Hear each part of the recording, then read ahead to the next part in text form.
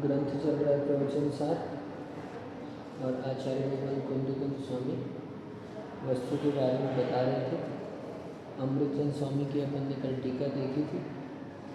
मूल गाथा में 3 बात कही कि नथि बिना परिणामों, बिना परिणाम के वस्तु नहीं होती है, बिना वस्तु के परिणाम नहीं होता है, और जो परिणाम है जो वस्तु है वो कैसी है, तो द्रव्य गुण पर्याय में है, वैसे ही अस्तित्व से बनी हुई है। ये वस्तु का अस्तित्व है, ठीक है। वस्तु का अस्तित्व कैसा है, तो उत्पाद व द्रव्य युक्त है वस्तु का अस्तित्व, है ना, इतना बताया, ठीक है। कंप्यूटर थोड़ा अलग उसमें देख लिया था, हाँ लगा तो देखने में इजी रहता है आपको, अच्छा लगता। वस्तु का अस्तित्व जो है द्रव्य गुण पर्याय में है, हाँ है ना। अपन जैसे ये अपन जैसे लिखा था तो इसको अलग अलग ना समझना, ठीक है, क्योंकि पूरा एक वस्तु होने पर वस्तु उसी समय में उत्पाद व द्रव्यात्मक हर समय में है। हर एक पर्याय जो बन रही है उस हर एक पर्याय में इसी में उत्पाद व द्रव्य, इसमें उत्पाद व द्रव्य, इसमें उत्पाद व द्रव्य, ऐसे करके चलेगा। इसमें पूरा भी वर्णन आगे शायद बताएंगे, जैसे आगे अपन ज्ञेय तत्वाधिकार पढ़ेंगे, दूसरा चैप्टर जो अपना है उसमें विशेष रूप से बताना है। अभी तो यहाँ पर परिणाम की चर्चा के अंतर्गत यहाँ क्या कहते हैं देखते हैं, विशेषार्थ लिखा हुआ है, विशेषार्थ पढ़ते हैं आज इसका, ठीक है। ये वस्तु की चर्चा यहाँ तक हुई। विशेषार्थ में कह रहे हैं अब वस्तु का लक्षण अर्थ क्रिया कारित्व है। अर्थ क्रिया कारित्व, हाँ, यानी वस्तु जो होती है वो कोई ना कोई प्रयोजन होता है उसका, कोई ना कोई उसकी वैल्यू होती है, ठीक है, कोई ना कोई काम होता है उसका, पर्पस होता है उसका, कोई पर्पस होता है उसका, ठीक है।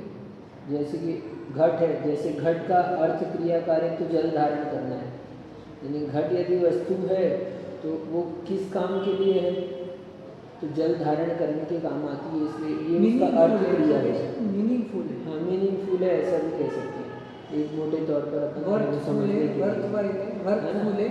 वर्थलेस नहीं है, वर्थलेस नहीं, कभी भी हर समय, ठीक है। हर एक वस्तु आत्मा भी है तो हर एक समय में जिस भी पर्याय को प्राप्त करती है तो वस्तु अर्थ क्रिया कार्य, सभी वस्तुएं अर्थ क्रिया कार्य बताते हैं क्या है। वस्तु का अर्थ क्रिया कार्य शरीराच्छादन आदि है ना। सो यह अर्थ क्रिया तभी बन सकती है जब वस्तु को परिणाम स्वरूप स्वीकार किया जाए। परिणाम का अर्थ, अच्छा यहाँ तक बता, अब वस्तु का अर्थ क्रिया कार्यत्व यानी शरीर आच्छादन आदि का है इसमें, तो यानी शरीर को प्राप्त हुई है, जो जीव था वो शरीर को प्राप्त हुआ है, शरीर से ढका हुआ है ना, शरीर से युक्त है। संसार में कोई भी जीव ऐसा नहीं पाया जाता जो शरीर से रहित है कोई कोई भी नहीं, कोई भी हो, एक इंद्रिय होगा तो भी उसका शरीर होगा। जिसको हम जल कायिक कहते हैं उसका भी शरीर है। जो हम श्वास ले रहे हैं ना, वायु कायिक जो हम जा रही है वो भी शरीर सहित है। स्पर्शन इंद्रिय, एक इंद्रिय मिनिमम है, वो स्पर्शन है उसका, वो स्पर्शन तो है, इंद्रिय है वो, तो वो शरीर से युक्त है। तो शरीर आच्छादन जो है, शरीर आच्छादन आदि कह दिया, बहुत सारी चीज़ें आ जाएंगी उसमें, है ना। तो अर्थ क्रिया है, वो कुछ ना कुछ वर्किंग करते रहती है, काम होते रहता है उसमें, ठीक है, परिणमन होते रहते हैं, यानी परिणमन स्वभाव है।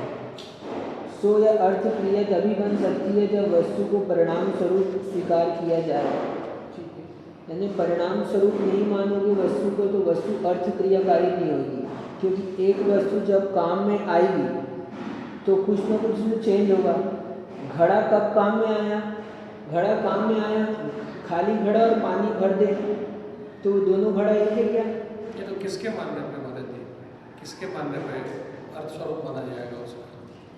अर्थ क्रिया उसका स्वभाव है, ठीक है, तो वो कोई ना कोई कार्य होगा उसमें। तो कार्य कब होगा, जब परिणामन स्वभावी स्वीकार करेंगे इसको।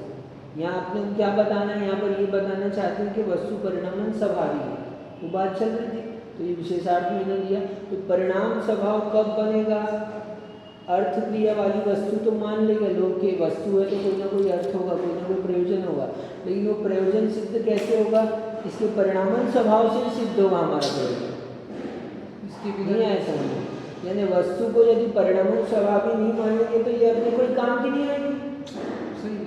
अब इसको ये जैसी है वैसी की वैसी रह जाए, है ना, तो ये क्या काम आएगी आपके?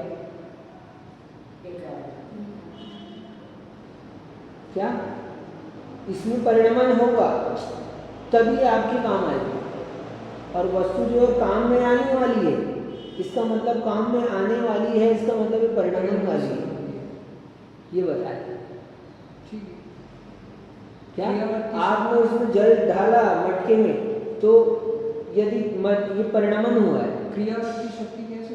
क्रियावर्ती शक्ति, ये क्रियावती शक्ति नहीं बता रहे हैं यहाँ पर। नहीं यानी अगर परिणामन को क्रियावर्ती शक्ति कह सकते हैं।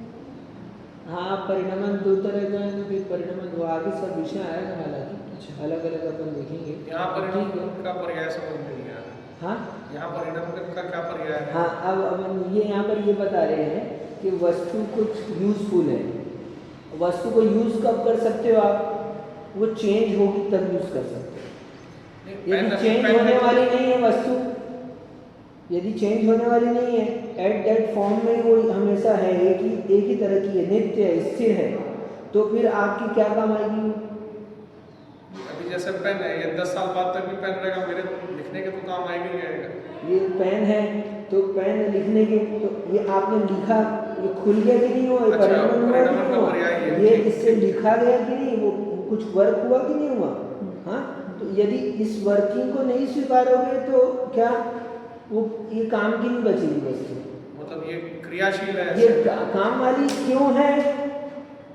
कैसे काम वाली है ये सिद्ध करें। काम वाली लोग मान लेते हैं कि वस्तु ने काम की है, तो वस्तु काम की है तो वो परिणामन स्वभाव होने के कारण से काम की है। तो जो उसका परिणामन स्वभाव है वही उसका।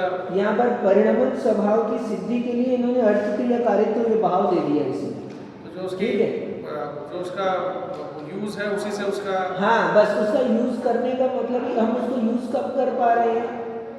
जब वो परिणामन स्वभाव को धारण किए हुए हैं तब। यदि मटके में पानी नहीं भरा जा सकता होता तो ये काम करेंगे। सही है। फिर वो मटका क्यों? मटका तो हम एग्जाम्पल दे रहे, तो ऐसे एक्सेट्रा सब चीज मान लेना।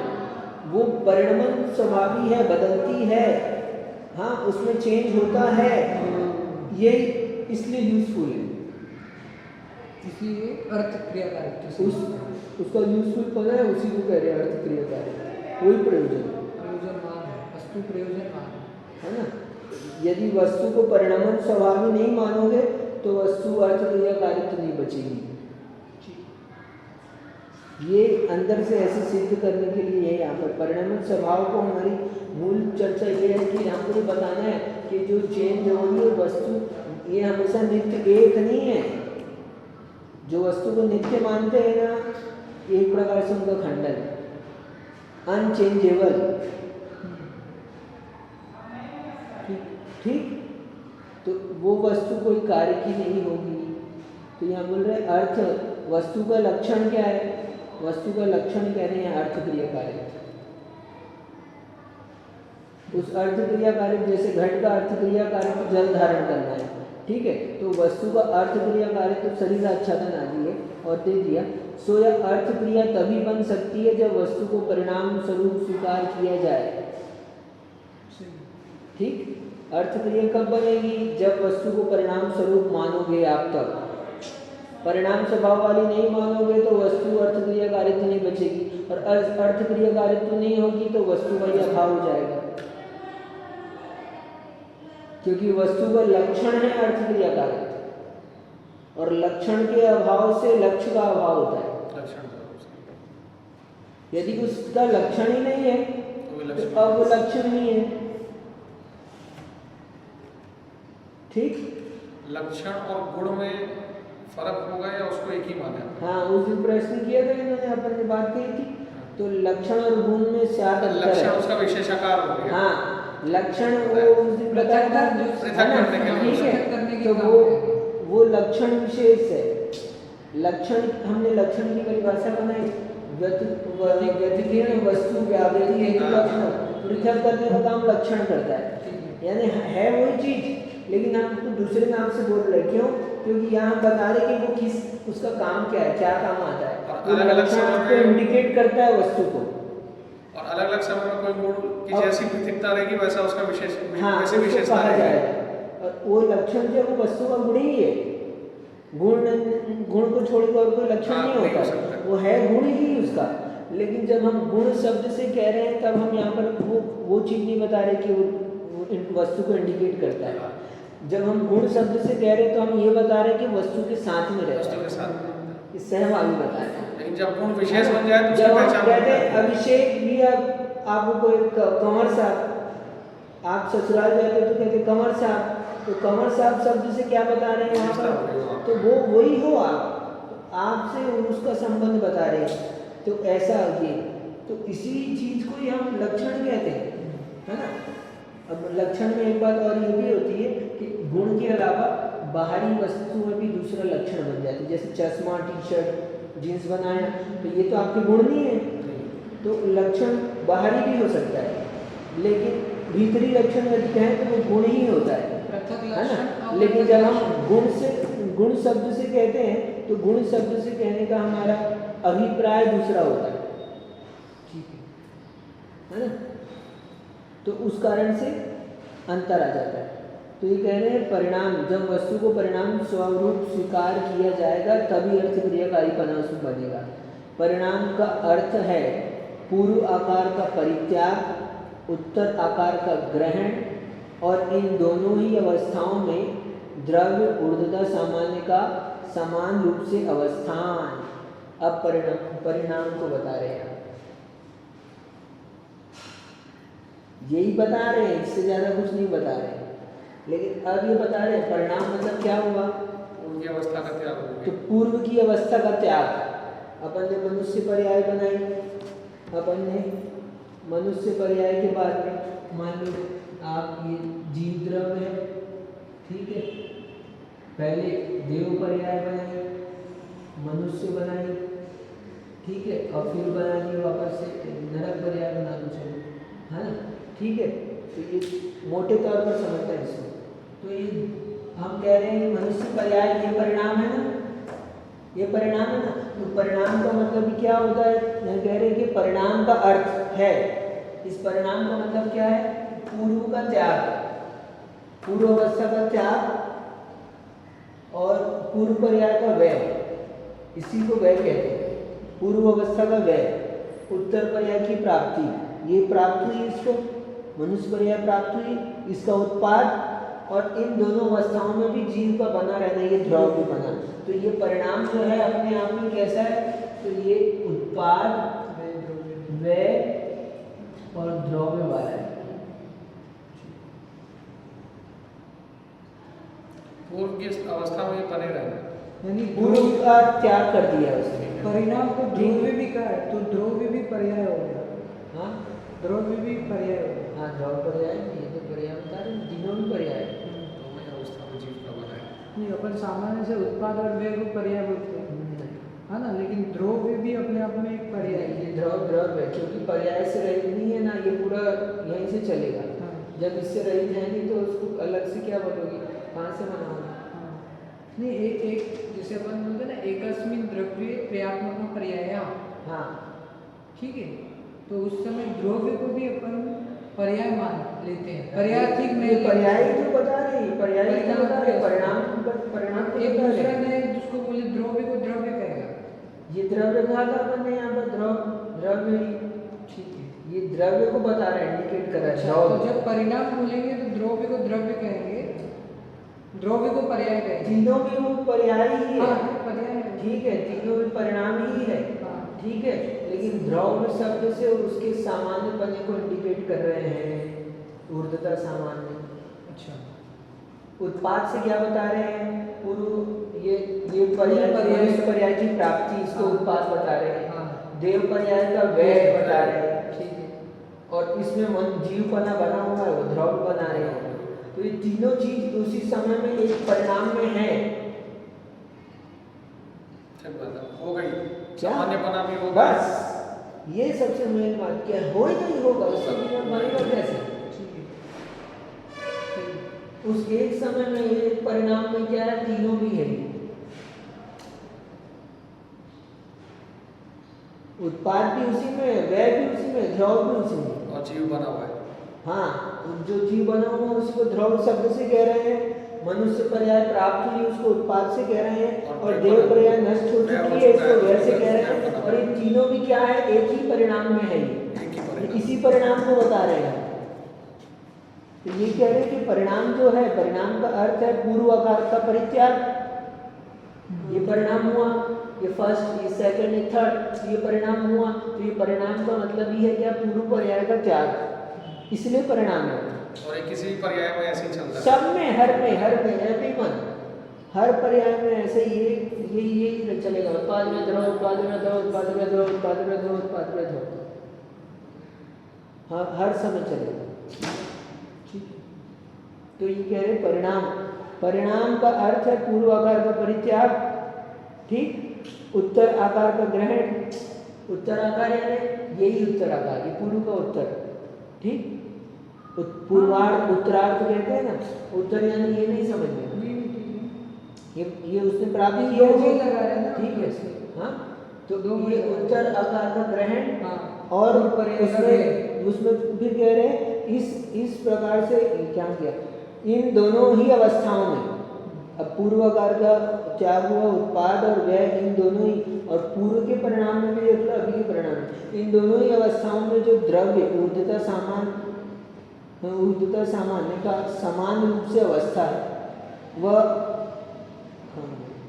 तो और इन दोनों ही अवस्थाओं में द्रव्य ऊर्ध्वता सामान्य का समान रूप से अवस्था है, इस प्रकार से वस्तु विशेष स्वरूप सिद्ध होती है। एक मिनट ऊपर रह गया, पूर्व आकार का परित्याग व्यय है, उत्तर आकार का ग्रहण उत्पाद है, और इन दोनों ही अवस्थाओं में द्रव्य जो है ऊर्ध्वता सामान्य का समान रूप से अवस्थान है, इस प्रकार से वस्तु सामान्य विशेष स्वरूप सिद्ध होती है। तो ये वस्तु के सामान्य विशेष स्वरूप को यहाँ पर सिद्ध किया वापस, इसलिए क्या होती है, वस्तु सामान्य विशेष रूप से सिद्ध होती है। तो ये हम कल बोला था इसी को, ये हो गया, ये दोनों विशेष और ये हो गया सामान्य, इसलिए वस्तु जो है ये एक परिणाम है ना, उसमें तीनों चीज होने पर वस्तु सामान्य विशेषात्मक है।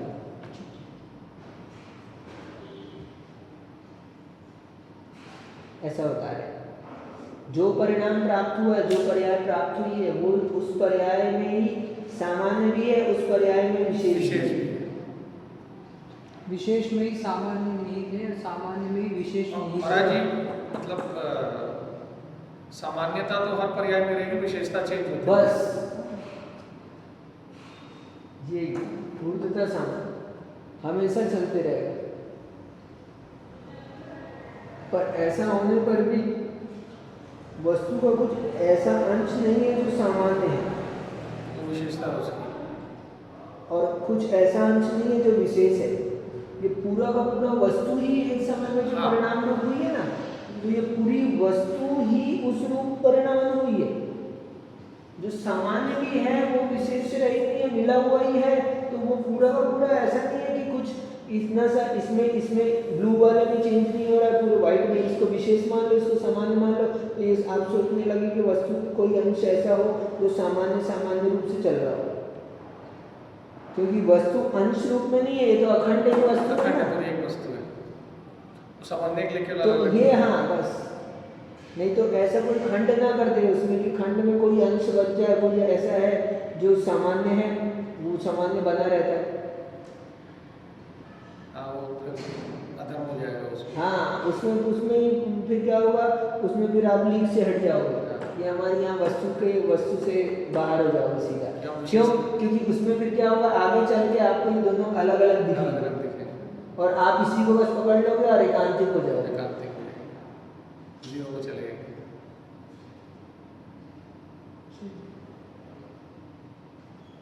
तो इसलिए कह रहे हैं जो परिणाम है वो स्वयं परिणाम कैसा है, उत्पाद व द्रव्य को लिए हुए है, इसलिए सामान्य विशेषात्मक स्वरूप को लिए हुए परिणाम है। वो परिणाम भी कैसा है, तो परिणाम सामान्य विशेषात्मक है, वस्तु कैसी है तो वस्तु परिणाम वाली है, वस्तु कैसी है तो वस्तु सामान्य विशेषात्मक है, वस्तु कैसी है तो वस्तु उत्पाद व द्रव्य वाली है, तो वस्तु कैसी है तो वस्तु परिणाम उत्पाद द्रव्य गुण पर्याय वाली है, और परिणाम कैसे है तो परिणाम भी द्रव्य गुण पर्याय वाला है। सब एक ही है, सब कुछ एक ही है। तो सामान्य, अब यहाँ देखना आगे कहते हैं इस प्रकार से वस्तु सामान्य विशेष स्वरूप सिद्ध होती है। ठीक है, वस्तु को सामान्य विशेष स्वरूप सिद्ध किया। अब सामान्य का अर्थ समानता है। अब हमने कहा था सामान्य दो प्रकार का, यहाँ पर उसकी चर्चा आ रही है। सामान्य का अर्थ क्या है? समानता बता रही है, समानता बता रही है कि ये यहाँ भी जैसी थी वहाँ भी ऐसी, यहाँ भी ऐसी, यहाँ भी ऐसी, यहाँ भी ऐसी, यहाँ भी ऐसी, तो सब में समानपना बताया। आप वही हो वही हो वही हो वही हो वही हो, तो आप समानपना बता रहे, तो यही सामान्य है। तो ये सामान्य आप बता रहे दो प्रकार का। ये बैठी रहना, कोई दिक्कत नहीं, इधर ही बता देंगे, नीचे बता देंगे ना। तो अब ये जो यहाँ पर कह रहे हैं,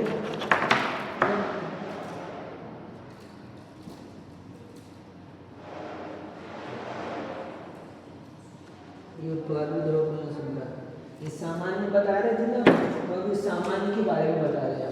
ये सामान्य दो प्रकार का, एक तो ये हमने बता चुके आपको ऊर्ध्वता सामान्य, ठीक, दूसरा है तिर्यक सामान्य, अभी बता दो इसमें बताएंगे। यह सामान्य इस प्रकार वस्तु के सामान्य विशेष स्वरूप सिद्ध होती है। वस्तु सामान्य का अर्थ समानता है। वह सामान्य तिर्यक सामान्य और ऊर्ध्वता सामान्य के भेद से दो प्रकार का है। अब सामान्य के बारे में हम बता रहे हैं आपको। सामान्य कितने प्रकार का? तो दो प्रकार का, एक तिर्यक सामान्य, एक ऊर्ध्वता सामान्य। ठीक, एक तिर्यक सामान्य, एक ऊर्ध्वता सामान्य। इनमें सदृशता रूप जिस धर्म के अनेक वस्तुओं में एक रूपता पाई जाती है उसका नाम तिर्यक सामान्य है। यानी अब यहाँ देखना, अब यहाँ पर वस्तुएं अनेक, ठीक है, ये 1 2 में लिखिए।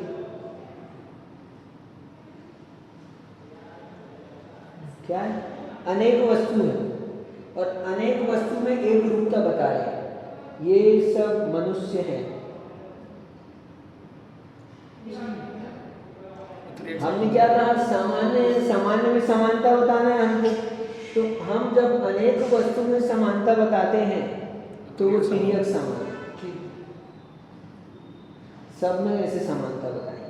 सब जीव है, ठीक, सब श्रोता है, सब जीव है, सब मनुष्य है, तो ये तिर्यक सामान्य। अनेक वस्तु, सबसे में डिफरेंट वस्तु है, ठीक है। और यहाँ पर एक ही वस्तु है, ये एक ही वस्तु में ये एक ही वस्तु में जो सामान्य बना बनाया जा रहा है वो है ऊर्ध्वता सामान्य। एक ही वस्तु की चर्चा हो रही है। हाँ, ये एक वस्तु हर एक टाइम में अलग अलग होती है, टाइम के हिसाब से समझ रहे हैं इसको, ठीक है। ये टाइम, और ये काल, ठीक है। ये एक टाइम में ये अलग अलग टाइम है। वस्तु एक, टाइम अलग अलग, या वस्तु अलग अलग, टाइम एक। उस एक टाइम में सब में समानता बता रहे हैं, अनेक वस्तु में सब में समानता बता रहे हैं। अनेक वस्तु में जो सामान्य पना है, एक पना है, ठीक।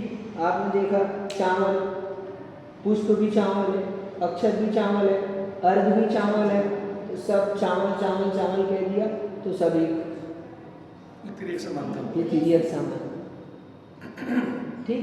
अनेक वस्तुओं में जो एकता बता रहा है, समानपना बता रहा है, वो तिर्यक सामान्य। ये सब बैलून है, सब बैलून, तो तिर्यक सामान्य। और एक ही बताएंगे, एक ही वस्तु में बताएंगे जो समान बना वो ऊर्ध्वता सामान्य। आप में ही बताएंगे, बालकपना, वृद्धपना, युवापना, कुंवारपना, प्रौढ़पना, ये सब एक ही वस्तु में बता रहे हैं ना। तो इस लेकिन अलग अलग समय में हुआ है, तो वो एक ही वस्तु में अलग अलग समयों में ये बता रही है ये ऊर्ध्वता सामान्य, और ये दोनों भी वस्तु में पाया जाता है। अब ये बात समझना, वस्तु सामान्य वाली होती है, सामान्य से रहित नहीं होती है, तो हर समय में उसमें सामान्य पाया जाएगा। कौन सा सामान्य? जो दोनों की सामान्य पाया जाएगा। नहीं तो यहाँ पे हम ऐसा किसी ने किसी अनेक से मैच अवस्थाओं करेगी। में रहने वाला जीव वही है। यहाँ पर हाँ, अनेक अवस्थाओं की बात करेंगे तो वो उसमें आ गया, जीव वही है आप बोल रहे हैं ना, अनेक अवस्थाओं में रहने वाले बोल रहे हैं, तो ऊर्ध्वता सामान्य आ गया। अनेक अवस्था में उसको अच्छा ठीक है, वस्तु एक, पर्याय अनेक, उन अनेक पर्यायों में वो वही है ऐसा बता रहे हैं, ऊर्ध्वता सामान्य। हाँ और वस्तु अनेक, हाँ और वो अब पर्याय भी सब देखोगे, सबके परिणाम अलग अलग, परिणाम अलग अलग ही ना, हाँ। तो उस दृष्टि से पर्याय भी अनेक हो सकती है, लेकिन मूल बात क्या, वस्तु अनेक। तो उन अनेक वस्तुओं को हम एक सिद्ध कर रहे हैं, यहाँ पर समानता बता रहे हैं। ये सामान्य का नाम क्या है? समानता बताना है। अच्छा, सामान्य जो है वो समानता बताएगा। तिर्यक समानता महाराज जी फिर एक पर्याय में रहने वाले जितने भी जीव हैं उन्हीं में वो तो फिर दूसरी चीज से देखोगे ना, दृष्टि से देखोगे। तो अभी आपने आपको मनुष्य की दृष्टि से देखा तो आपको समान बता दिया था, ठीक है। जीव की दृष्टि से देखा तो आपको सबको, और यहाँ पे अग्नि का एक, वायु का एक, जो पृथ्वी का एक, सब भी समान हो गए, तो उसमें भी शामिल हो गया। आप वहाँ पर सामान्यता पर हमारा वो क्या है, दृष्टि क्या है वहाँ पर, पॉइंट ऑफ व्यू। हाँ, तो हम किसी में भी बना सकते हैं। तो और जब भी होगा वो तिर्यक सामान्य होगा ही होगा, ऊर्ध्वता सामान्य होगा ही होगा उसमें। असमानता तो दोनों होगी। हाँ, अगर नहीं, सामान्य अपन यहाँ जैसे कह रहे हैं कि अनेक अवस्थाओं में रहने वाला जीव द्रव्य एक ही है, हाँ, तो ये पर्याय का कथन हो गया कि द्रव्य का कथन हो गया? सामान्य में पर्याय तो द्रव्य बता रहे हैं ना, और द्रव्य है वो पर्याय ही है। यहाँ पर हम ये बता रहे हैं, नहीं, नए दृष्टि से। हाँ, तो नए दृष्टि में अपन सामान्य की चर्चा कर रहे हैं। ठीक है, हम सामान्य की चर्चा कर रहे हैं, सामान्य बता रहे हैं, समानता। सामान्य माने समानता बता रहे हैं, ठीक है। एक वस्तु में बता रहे हैं। हाँ। तो अलग अलग समयों में वो वस्तु वही है, वही है, वही है, ये वही है जो 20 साल पहले था, ये वही है जो 10 साल पहले था, ये वही है जो 5 साल पहले था, ये वही है जो कल था। ठीक है, वस्तु एक, इजी याद करने का मैटर इसका एक वस्तु, अनेक वस्तु, इतने से क्लियर हो जाएगा बस। तो ये हो गया तिर्यक सामान्य, है ना, ठीक है। और ऊर्ध्वता सामान्य, जब भी ऊर्ध्वता सामान्य, ऊर्ध्वता ऐसे, अब आप ग्राफ पढ़ा होगा या सांख्यिकी पढ़ा होगा, स्टैटिस्टिक्स क्या बोलते हैं उसको, स्टैटिस्टिक्स, है ना, तो उसमें ऐसा बनाते हैं, आप देखे होंगे। तो टाइम को कहाँ डिनोट करते हैं हमेशा, इधर ही एक्स एक्सेस हाँ, बस एक्सेस इधर, तो इधर ही डिनोट करते हैं, ऐसा चलेगा, चेंज होते जाएगा ऐसा, तो वैसे ही समझना है इसको। ये तिर्यक सामान्य, ये ऊर्ध्वता सामान्य।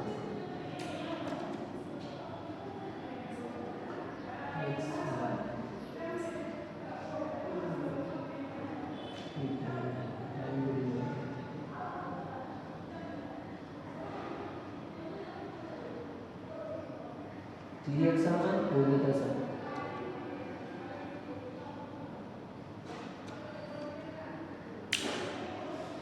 तो इनमें जैसे कि दृष्टांत ये है, काली व लाल आदि अनेक गायों में गौ रूपता।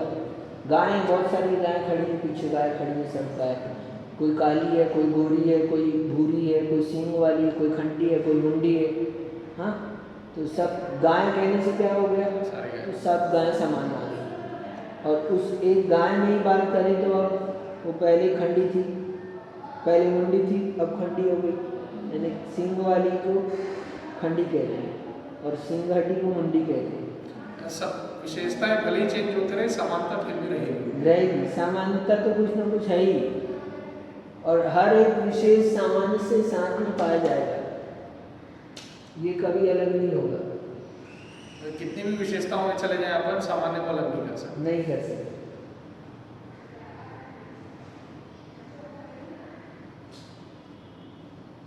बहुत सुंदर है, बहुत सुंदर है। इसी को बस इतने में काम हो जाता है। पूरा रहस्य छिपा है इसमें कोई आगे। हमारे पूरे परिणाम विचलित होते हैं इसी के कारण। एक वस्तु नहीं समझ में आती तो विशेष में चले जाते हैं।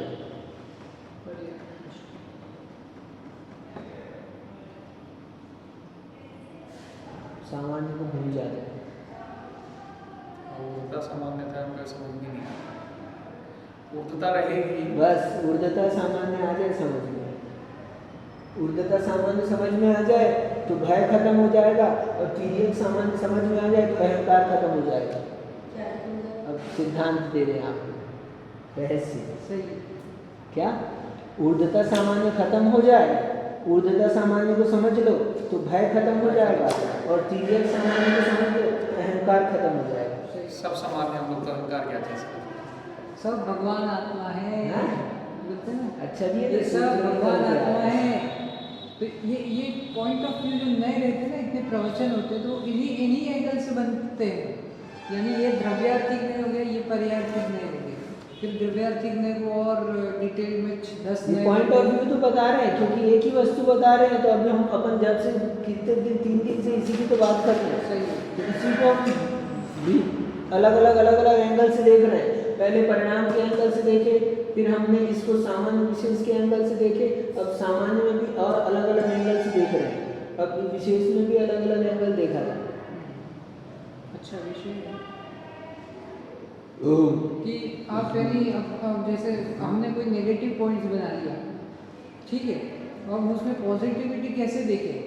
तो सब भगवान आत्मा है। तिर्यक सामान्य देखो, तिर्यक सामान्य, ठीक है, आपको आपकी दृष्टि बदल जाएगी। इसलिए वस्तु को समझ लेने से ये वस्तु को जान लेना ही साधुपन है। साधुपन कैसे आता है? ये जान लेते अपने आप आ जाता है। यानी हम बोलते हैं ना, क्षमा करना चाहिए, ये 10 गुण डेवलप करने चाहिए, तो वो इन्हीं से आते हैं। क्षमा कैसे बनती है? तो ऐसे बनती है। आपने देखा भी है, विद इन सेकेंड में परिणाम बदलते रहते हैं। वो बदल गया, ठीक है, इसने गाली दी थी, बदल गया, वो आपको क्षमा आ जाएगी। आपकी दृष्टि इसमें आएगी, आप क्षमा में आ जाओगे। उसमें नहीं जाएगी, इसमें चली जाएगी, तो आप देखोगे अरे यार जैसा मैं हूँ वैसा तो वही है, चलो जाने दो, क्षमा करो। जहाँ से लेना है, जहाँ से जिसको जिस चीज़ एक बार पकड़ में आ गई ना, समझ में आ गई ना, वो आप कहीं से भी पकड़ सकता है उसको। कोर मटेरियल है, पहुँचेगा वस्तु पर, पहुँच जाएगा यहाँ।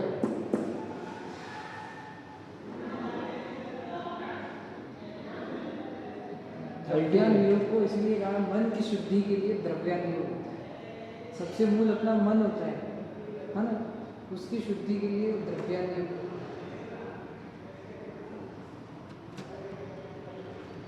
तो ये कह रहे हैं ऊर्जता, इसको पूरा कर ले रहे हैं अभी अपन, है ना। ठीक है, तो काली लाल आदि अनेक गायों में गो रूपता जो है ना, गाय गाय गाय गाय वो है, वो तिर्यक सामान हो गया। और तथा एक ही द्रव्य की उत्तरोत्तर निष्पन्न होने वाली, सही में बहुत अच्छी चीज, ये नोट डाउन कर लो। हाँ, ये तो अभी ये चलेगा पूरा रोज, यही आने आने पूरे शास्त्र में इतनी सी बात बताइए। वस्तु, इतना बड़ा पुराण लिखा हुआ है, ये वस्तु पुराण है। क्या है ये वस्तु पुराण है। तो एक ही द्रव्य की उत्तरोत्तर निष्पन्न होने वाली अनेक अवस्थाओं में जो द्रव्य रूपता ज्यों की त्यों अवस्थित रहती है, वह है ऊर्धता सामान्य। चेंज नहीं होती, जो की त्यों बनी रहती है। हर एक अवस्थाओं में वस्तु फिर वही की वही है, वही की वही है, चेंज नहीं हुई है, बिल्कुल भी चेंज नहीं हुई है। चेंज देखा तो अपन ने विशेष देखा, चेंज है ही नहीं। समानता देखो ना, समानता वही वही वही वही, 1% भी नहीं।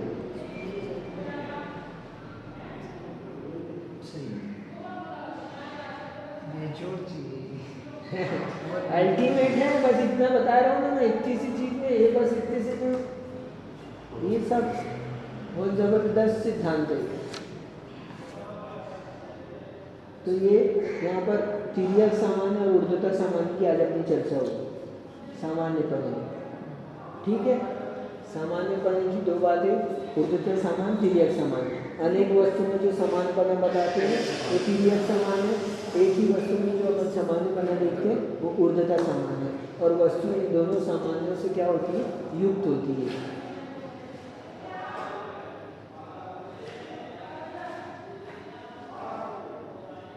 अब आगे इसमें और दिया है, दृष्टांत दिया, एक ही स्वर्ण द्रव्य की उत्तरोत्तर निष्पन्न होने वाली कड़ा, सांकल आदि अनेक अवस्थाओं में स्वर्ण सामान्य का अवस्थान। सोना है दिया, आपने अंगूठी बनाई थी, गलाकर क्या बना लिया आपने, उसका कड़ा बना लिया, कड़ा था गलाकर नेकलेस बना लिया, फिर गलाकर बाजूबंद बना लिया, गलाकर क्या बना दिया, सोना तो सोना ही रहा ना, सोना सोना सोना सोना सोना सोना सोना, ये ऊर्ध्वता समान।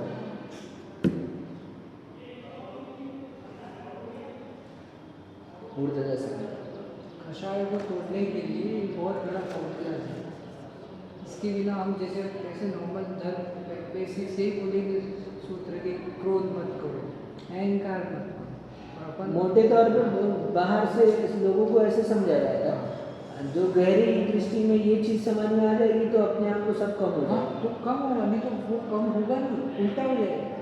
इसको समझने से कम होते, यानी कम कैसे होते, बाकी बाहर से आप जो ट्रीटमेंट करते हो ना, ये अंदर से ट्रीटमेंट ऑपरेशन कर रहे हैं, ये आपका रोग नहीं बचेगा, इसमें मोह नहीं टिकने वाला है। इसलिए तो शुरू में कहा था ना, क्या है ये शुद्ध है, इस शुद्ध के अभ्यास से मोह का खेल में नाश हो जाता है। खेल में ऐसे खेल खेल में हो गया नाश, मोह खत्म, वस्तु समझ लिया, मोह खत्म। सही है। हेलो लुप्त महामोह, अपन ने दूसरा मंगलाचरण पढ़ा था इसमें शुरू में, तो है ना, तो उसमें आचार्य भगवान अमृतचंद स्वामी ने स्वयं कहा, शुद्ध को नमस्कार किया जिनवाणी में, तो उस जिनवाणी को नमस्कार करते हैं जिसके प्रभाव से खेल खेल में मोह का नाश, मोह रूपी महाअंधकार का नाश हो जाता है। ये खेल खेल में नाश हो गया मोह का।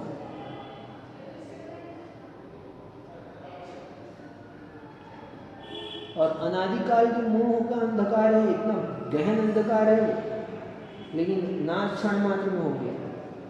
यदि समझ में आ गया तो, अंदर में आ गया तो ये शुद्ध का महिमा, ये शुद्ध की महिमा है, ये द्रव्य शुद्ध, भाव शुद्ध, ये शुद्ध की महिमा है।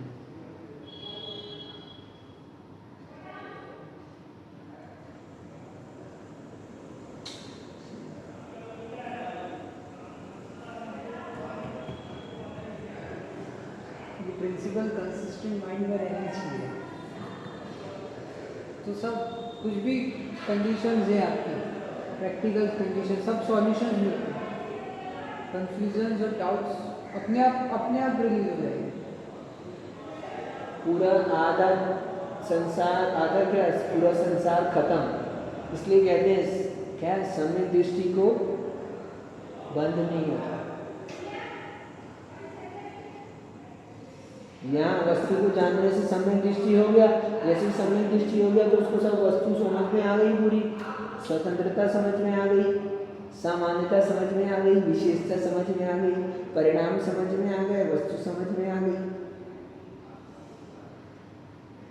अब बंद किस बात है, तो ऐसा कहते हैं। ठीक है, तो आज के लिए यही सामान्य को विराम देते हैं। कल अब विशेषों की चर्चा चलेगी। फिर अब ये विशेष अपन ने देखे थे अभी, तो इस विशेष के भी ऑपरेशन होगा अभी, तो विशेष निकलेगा। अभी इसमें यहीं तक है, नहीं इसमें भाग नहीं है। अब इसमें भाग बनाना चाहो तो आप बना सकते हो, फिर वो अपने ऊपर डिपेंड करते हैं। ऐसे भाव जो अगर अगर और आगे संधि विच्छेद करना हो तो त्रियक नहीं होगा, ऊर्ध्वता में तो नहीं हो सकता, एक ही है ना। हाँ, क्योंकि जो एक है वो समय काल के साथ चले आ रहे हैं, और अभी के जो समय काल उसमें अपन त्रियक कर सकते हैं। हाँ, तो त्रियक में आपने अभी ए की तरफ से डिफाइन किया है, इसको बी की तरफ से कर दोगे, सी की तरफ से कर दोगे। गाय है, हाँ, काली गाय है, तो अभी रंग के वो हिसाब से बात किया अभी हमने, तो सबके रंग अलग अलग देख के हमने ऐसे फिर अलग अलग जितनी क्वालिटीज़ हैं वो सब आ जाएंगी, उनकी तरफ से बात करेंगे। मतलब विशेषताओं के आधार में सामान्यता निकाल। और हाँ, और वस्तु भी फिर ऐसे चलेगी। तो ऐसे तो दो ही भेद है, बोल दिया ना यहाँ पर हमने, सामान्य के दो भेद हैं, ऊर्ध्वता सामान्य तिर्यक सामान्य, तो यहाँ दो ही है अपने पास में, तो फिर ज़्यादा नहीं है। अब जो भी बनेंगे मान लो तो इसी में शामिल कर लो, हमने इसकी बात कर दी तो इसी में आ गया सब। नमो ध्यान नमो सीता नमो